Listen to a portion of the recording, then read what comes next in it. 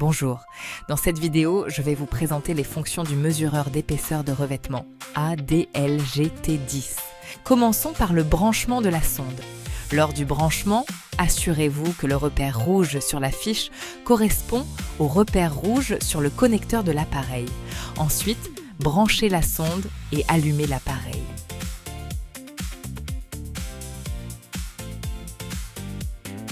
Sur l'écran principal s'affiche l'heure, la date et le niveau de charge de la batterie. En haut de l'écran, la lettre R signifie que l'enregistrement automatique des résultats de mesure est activé. Au centre s'affiche le type de sonde, détectée automatiquement. Dans ce cas, une sonde ferromagnétique SF1C connectée.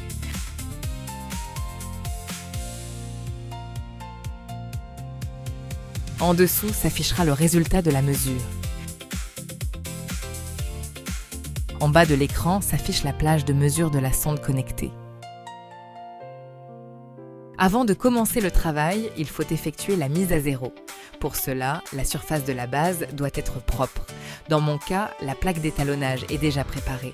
Dans mon cas, la plaque d'étalonnage est déjà préparée. Nous posons la sonde sur la plaque. Si l'appareil affiche une valeur différente de 0, par exemple -2 ou +3, nous appuyons sur le bouton 0. Après le signal sonore, la mise à 0 est terminée. Nous vérifions le résultat, l'appareil doit afficher 0. Regardons maintenant l'indicateur de mesure, situé dans le coin supérieur droit de l'écran.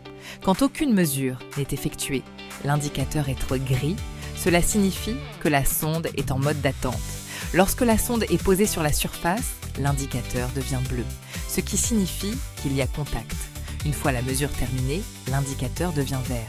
Pour le remettre à l'état initial, il suffit de soulever la sonde à une distance d'environ 10 à 15 cm de la surface.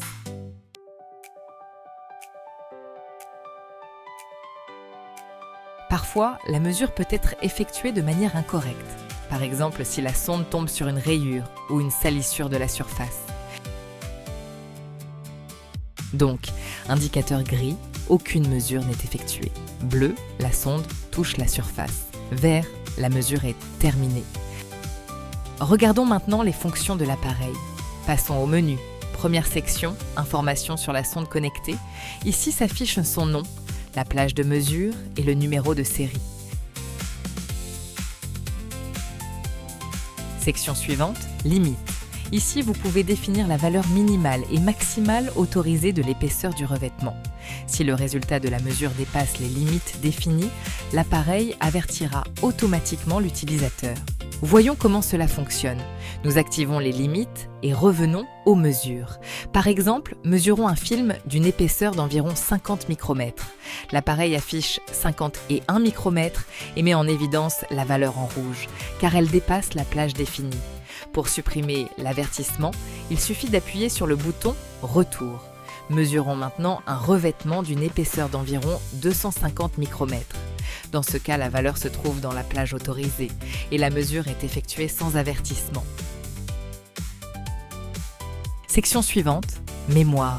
Ici s'affichent toutes les mesures enregistrées avec indication de la date, de l'heure et du résultat obtenu. Point suivant, choix des unités de mesure.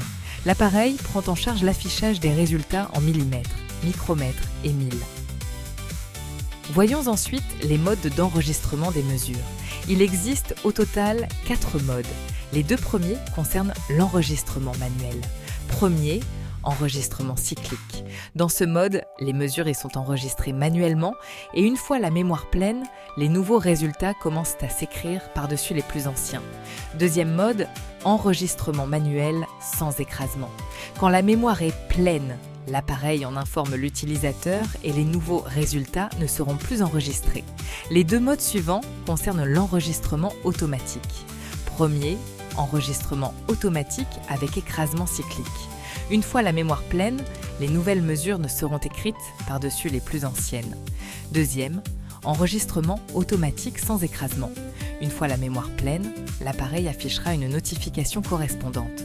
Dans les réglages principaux, vous pouvez modifier la luminosité de l'écran, activer ou désactiver les signaux sonores, régler le délai d'arrêt automatique, régler la date et l'heure, ainsi que choisir la langue de l'interface. L'appareil prend en charge l'anglais, le turc, l'ukrainien et le russe.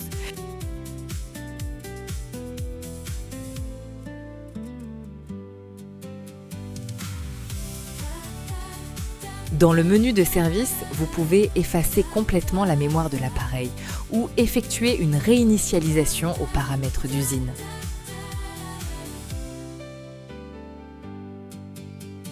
Dans la section Informations sur l'appareil, s'affiche le nom du modèle et la version du logiciel. Voilà, c'est tout. Merci de votre attention.